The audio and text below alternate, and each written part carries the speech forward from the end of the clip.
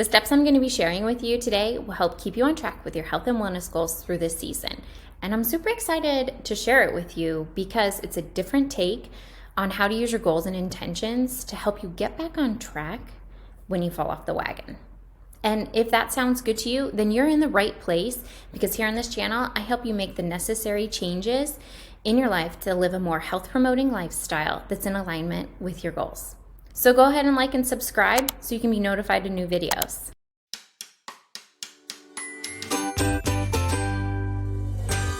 The holiday season can be such a wonderful time of year, but it is so challenging to stay focused on your goals.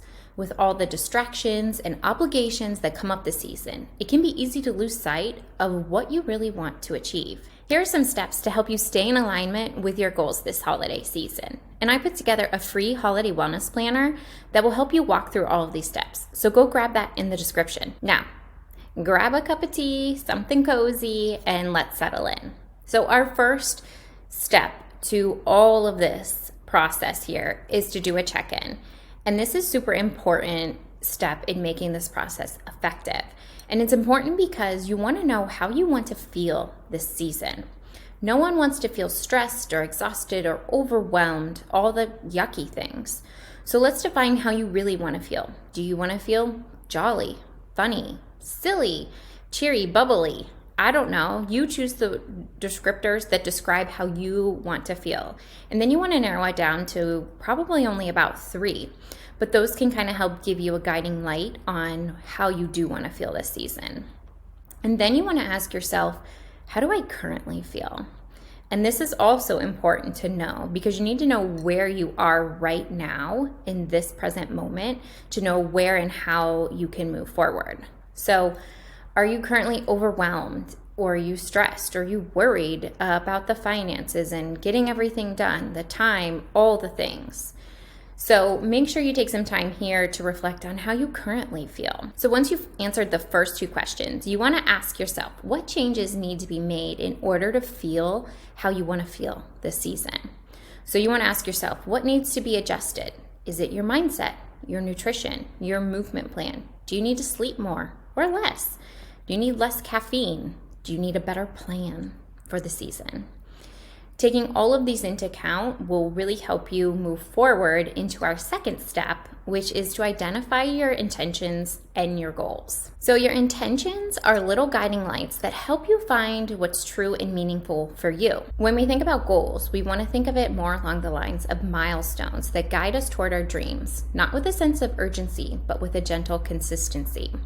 So not the, I have to get it done right now, but more along the lines of, when I do the work, I can achieve this. So in the Holiday Wellness Planner, I've identified 3 areas of goals, or 3 pillars that you can work on through this holiday season. And specifically, I called out mindset, nutrition, and movement. So if you go back to what your intentions were and your goals, likely you'll be able to pinpoint and place one of those goals in each one of these categories. You want to make sure those goals are SMART goals. And SMART is an acronym that stands for specific, measurable, achievable, relevant, and time specific. So after you've identified your goals and have them set here, you want to walk through each one of these questions. And in the Holiday Wellness Planner, I have a chart that you can put it all in there, and it makes it very concise so that you can see how to work through it. But you want to make sure that the goal is specific. So for example, this holiday season, I'm going to use the example of just maintaining the current weight. Okay, we're just going to start there. We're not going to try to lose. We're just going to try to maintain it and not come out of the holiday season 5 pounds heavier than when we went into it. We want to say at the end of the holiday season, or on January 2nd, I want to weigh my current weight at whatever it may be. You fill in the blank. The second question is, how do you want to measure your progress? Now, for this one specific, it's like, well, we're using the scale. So the scale should read whatever that number is. But maybe you're using something a little bit different, like maybe using a daily devotional, or maybe you are trying to get more sleep.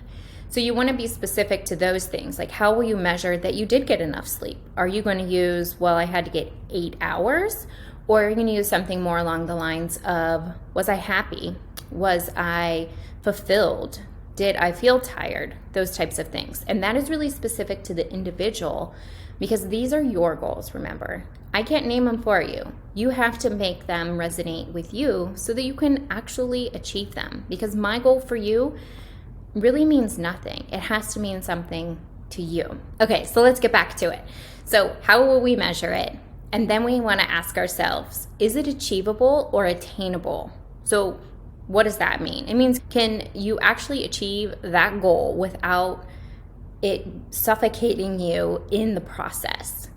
Is that goal motivating for you? So working through some of those questions to make sure that you can actually achieve it is really key. So then also when we move to the relevancy, the R, is it relevant to your big goal? And again, is it realistic to all of the bigger picture things that you're working on? And then lastly, what is the time frame that you're working on this in? In this video, we're talking about the holiday season. So does that go to December 26th? Does that go to January 2nd? Does that go to January 15th? What is your holiday season? How will you define that for you? How long is this going to be your focus for? So you want to make sure you put that in there so that you can know how much time do you actually have to focus on this. And then that helps us come back and reevaluate how we did. So walking through those questions with your goals and intentions can really help you set that foundation for your success this season. So if you haven't already, make sure you click the link in the description to get that holiday wellness planner. So our third step into staying on track for our wellness goals this holiday season is to plan. So you already have a full calendar this season. So let's mark these things out. You already know what are your current planned parties that you're going to, what late nights, what events, what school events, what cookie baking with your friends do you have already on your schedule. You'll want to use the calendar chart in the planner to go ahead and mark all of these things out. And I really like to do this separate from like a family calendar that might hang on the wall, because you can really identify and pull together where you may find little snags. So after you take the time to fill in the calendar with all the little events that you may have that could be challenging for you or might actually help you stay on track with your goals, make sure you get all of those things on there. And while you're doing it, you want to consider those intentions, goals, and your self-care that you may have throughout the holiday season. So for example, if you have a late night party, don't jam pack the next morning with things to do. Give yourself the space to recharge on that next day so that you don't run yourself ragged. Plan for a power nap during that day, whether the day after or the day of the event. Maybe your workouts aren't as intense those days because you know you're going to need more energy in the evening for those fun things that you do have planned. So maybe do some yoga or some yoga nidra, or take a little bit of time and do a little bit of meditation. Make sure you carve out the time for that self-care during the holiday season so that you don't feel those negative feelings of overstressed, overworked, and exhausted. So that leads us into our fourth step, which is practicing self-care, grace, and peace. And to me, this is one of the most important steps here, the real game changer, because there is so much holiday cheer and celebrating this season that it is a challenge to stay 100% committed to your routine. That's a pure fact. So when you get off track, you need to give yourself grace and plan how to get back on track. When you have a plan for when you do fall off track, it lifts the guilt and gives peace and helps avoid the negative feedback loop and just tossing in the towel on your goals in this season. So let's talk some examples of what some of these things could be about how to plan to get back on track. An example for planning for this would be to know that you will start your next meal with a salad. Or perhaps maybe it's, I will allow myself one dessert or one trip to the dessert table, but not 3. And another one might be, is to give yourself the holiday to rest and recharge and know that you will get right back on track with your goals the next day. Now, we're just talking a day here. We're not talking about the whole season. We may be talking about that specific day that you know is going to be a challenge, whether you're out of your house or traveling or whatever the case may be. If it's going to be a really challenging day, give yourself the grace and peace to simply say, I will do my best and I will get back on track with my goals the next day. When you have this self-care, grace, and peace plan figured out ahead of time, it makes the decision in the moment easier. And when you know what you're doing is supporting your goals and intentions, then the decisions are very easy. And therefore, you are not in a place of lack or missing out because you're living in alignment with your goals. And when you know that you're living in alignment with your goals, your soul is quite happier. There are so many ways to be successful in achieving your goals. And that's one of the things I love about coaching because it becomes a treasure hunt.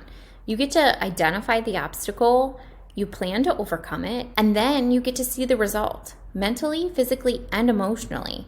As we move through our steps here, we move to our next one, which is to reflect. And here you want to take a pause and reflect on through how this experience affected you. What did you learn? How did you grow? What feedback do you have for yourself and for maybe what's to come in your near future? And you can do this each time you fall off track to help you plan and grow and be better for the future. Or you can do it one time at the end of the season. And all of this to come together, you can really learn a lot about yourself. And through that reflection, you can really learn how to catch yourself and help troubleshoot through all of life's challenges that come at you. Okay, so I've got a bonus tip for you, especially if you've stuck around this long. A sixth step that you could take is to ask yourself, what's next? Don't just let it end here, especially at the end of the holiday season. You've just learned all of this and had some practice with it, so keep practicing. If you nailed your goal, great. Then you have some space for the next thing. If you missed your goal, okay. That is all feedback, and it's okay to have some misses. This allows you to move forward and plan accordingly. Because if you missed your goal, you can use that feedback to fuel you moving forward.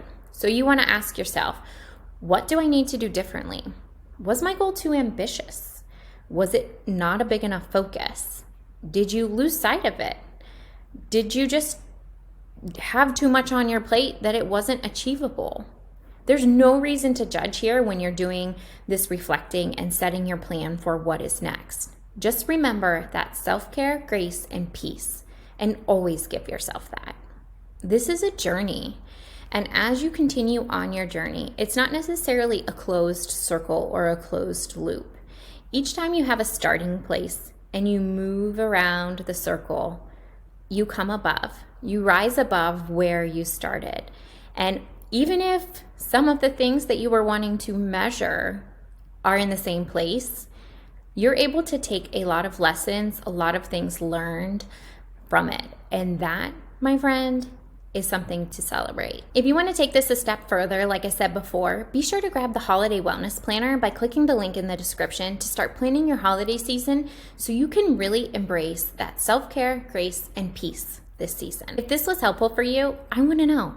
What's your big takeaway, your pearl of wisdom? Let me know in the comments. And be sure to like and subscribe. Now go live your life holistically strong and beautiful. Thank you so much for watching. I have a whole playlist on how to start living a holistic lifestyle, so be sure to check that out. Thank you so much, and I'll see you in the next one. Bye.